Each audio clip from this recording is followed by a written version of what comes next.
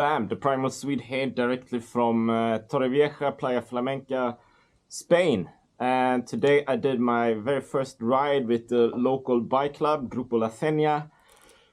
I did 83 kilometers, and it's vastly different to bike with the group vs in Spain, vs biking with the group in Sweden, vs doing these endurance events like crossing the United States, for instance, right?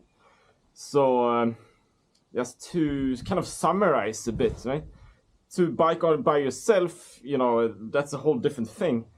And my experience with road biking in Spain via Sweden is kind of, although this area, it's more, you have lots of people from the UK, Belgium, a few from France, Norwegians, Swedish, and some Finns, and if you're Dutch, Germans, and they all sort of come down here to this kind of bike paradise.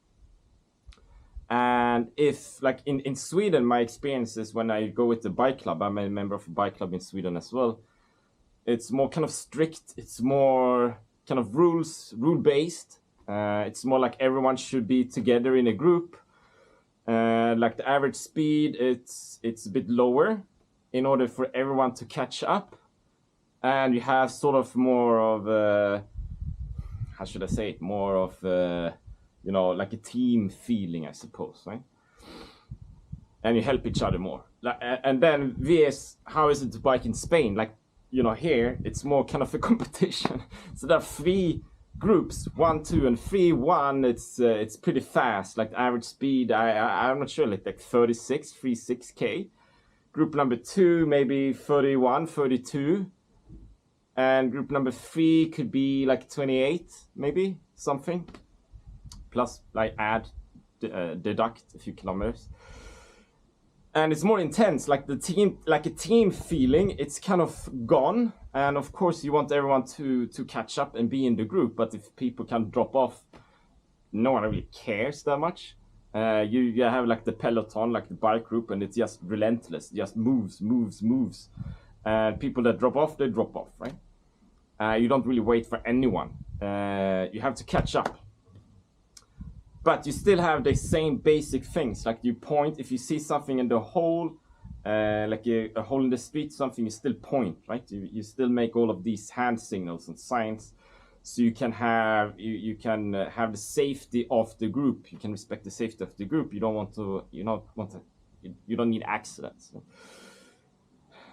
And like the people in front, they tend to stay in front. It tends to be the same people in front all of the time, and they change. And then you have like the tail, the back of the tail end, right? And that tends to be the same person as well. You don't change all the time. You don't help each other out in the same sense as you do back home in Sweden. So it's more competitive, which I kind of enjoy, I kind of like this. So today we did the ride. I think the average speed was 31 point something, 31.5, 31.8.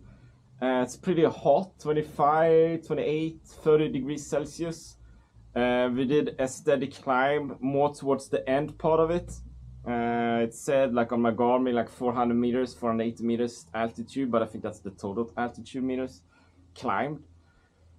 And I'm just happy. I joined group number 2 today because I didn't want to join number 1. It's just too intense. So I'm always a bit nervous when I go back down here back into Spain again. Will I actually stick with the group, or will I fall behind? Will I drop off? You never want to drop off, right? That's no fun. But I actually was in the group all the time, so I'm happy. I felt strong, and actually I kind of I like the climbs. I feel strong during the climbs, and that's kind of when I can push it, like properly push it. And I feel I did get some more fitness. I get some like fitness benefits from bikepacking across the US, right? Although that was more like endurance. I feel stronger now than I did before. So that's awesome. Enjoying it in Spain, and then at the end of it, you have the local bike cafe, Lovelo. You have a shandy that's kind of It's kind of a soda. I think it's like orange soda, right? Naranja, whatever. And you mix it with beer. It's like perfect. And some salty chips. That's it. This is paradise. Like if you're into biking, go to Spain. Biking in Sweden it's good. You have it's very similar, but you have the rain, you have the cold, the temperature, you have the wind. It's like vastly different. Here it's like beautiful, and this is a part of my vision, right? To be able to stay here or in a similar area for a long time, months on end. And I think if you stay in Spain or something somewhere similar, it's easier to do like biking and hiking and running and everything. It's just more pleasant, right?